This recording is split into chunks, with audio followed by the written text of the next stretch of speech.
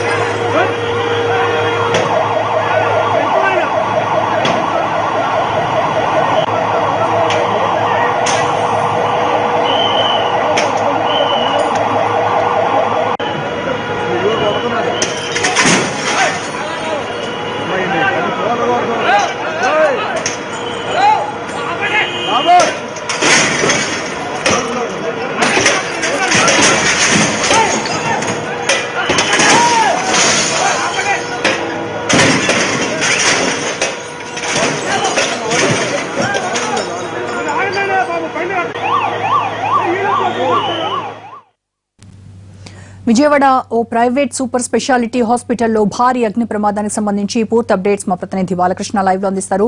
బాలకృష్ణ, ప్రస్తుతం ఆసుపత్రి దగ్గర పరిస్థితి ఏంటి? ప్రమాదానికి కారణం కేవలం షార్ట్ సర్క్యూటేనా?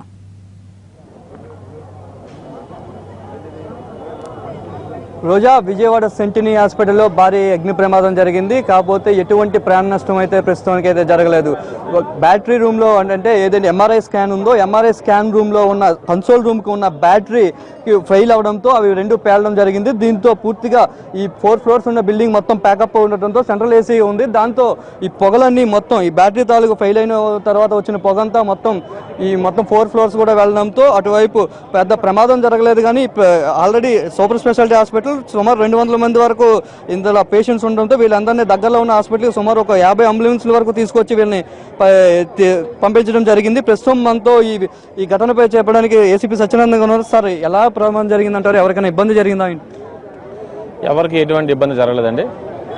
ఇది ఎంఆర్ఐ స్కానింగ్ మిషన్ దగ్గర ఆ బ్యాటరీ దగ్గర షార్ట్ సర్క్యూట్ వచ్చిందండి. బ్యాటరీ పవర్ దగ్గర యూపీఎస్ దగ్గర షార్ట్ సర్క్యూట్ అయింది. దానివల్ల మొత్తం పొగ పడేస్తుంది.